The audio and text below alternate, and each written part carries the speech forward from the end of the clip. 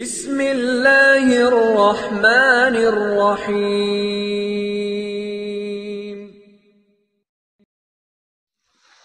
بسم اللہ الرحمن الرحیم وبہ نستعین۔ فیضان سنت کے اگلے درس کے ساتھ ہم حاضر خدمت ہیں۔ آج ہمارے رفیق گرامی حضرت مفتی خالد قاسمی صاحب ہمارے مہمان ہیں۔ آج اصل میں ہمارے یہاں ذکر کی مجلس تھی تو اس کے عنوان پر حضرت مفتی صاحب یہاں تشریف لائے اور آپ کا بیان ہوا، ذکر میں شریک ہوئے ماشاءاللہ۔ ہم درخواست کریں گے کہ آج فیضان سنت کا جو درس ہے وہ مفتی صاحب ہی بیان فرمائیں گے، تو سنتے ہیں مفتی صاحب کی زبانی فیضان سنت سے متعلق نیا درس۔ اعوذ باللہ من الشیطان الرجیم، بسم اللہ الرحمن الرحیم۔ آج ہم آپ کے سامنے جو راستے کے حقوق ہیں، راستے کی جو سنتیں ہیں، ان کے بارے میں تھوڑا سا بتلانا ضروری سمجھ رہے ہیں۔ تو جب ہم راستے میں چلتے ہیں، بیٹھتے ہیں، اس وقت بہت ساری چیزیں ایسی ہوتی ہیں اور بہت سارے گناہ ہوتے ہیں کہ جن کا ہم خیال نہیں رکھ پاتے ہیں اور جن کی وجہ سے ہم گناہ گار ہوتے ہیں۔ اس لیے راستے کی جو سنتیں ہیں اور راستے کے جو آداب ہیں، ان کا خیال رکھنا بہت زیادہ ضروری ہے۔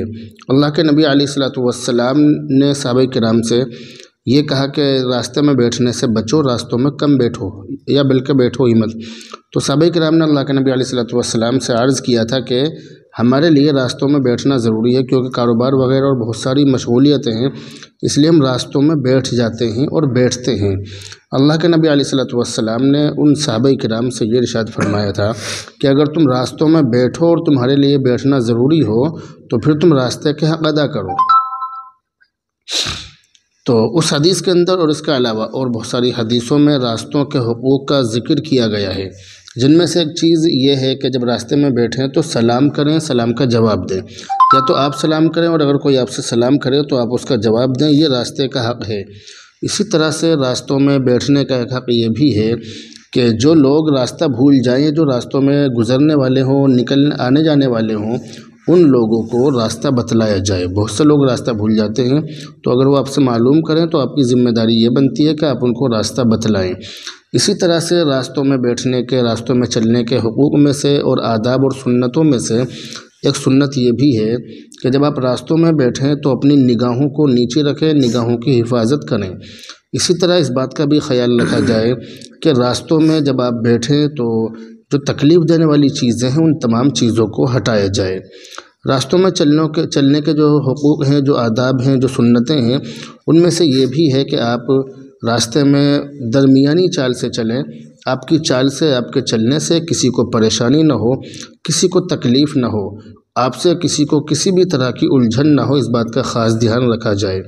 اسی طرح سے جب ہم راستوں میں چلیں تو اللہ کا ذکر کرتے ہوئے چلیں، اس بات کا خصوصی طور پر دھیان رکھنا چاہیے۔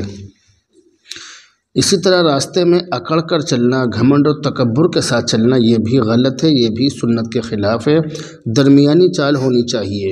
اللہ کے نبی علیہ الصلوۃ والسلام کی احادیث بھی ہیں اور قرآن کریم کے اندر بھی ہے کہ جب ہم راستوں میں چلیں تو اکڑ کر نہ چلیں، بلکہ درمیانی چال ہونی چاہیے، نہ زیادہ اکڑ کر اور نہ زیادہ جھک کر، بلکہ درمیانی چال ہو، تواضع کے ساتھ چلا جائے، کیونکہ قرآن کریم کے اندر صاف طور سے لکھا ہے کہ آپ زمین کو نہیں پھاڑ سکتے۔ اِنَّكَ لَن تَخْرِقَ الْأَرْضَ وَلَن تَبْلُغَ الْجِبَالَ طُولًا۔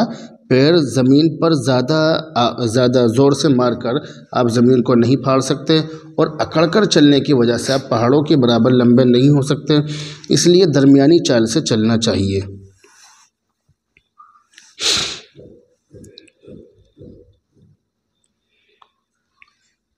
تو بہرحال یہ کچھ سنتیں ہیں، یہ کچھ چیزیں ہیں راستے کے حقوق کے بارے میں اور راستوں میں چلنے کے بارے میں جو آپ کے سامنے ذکر کی گئی ہیں۔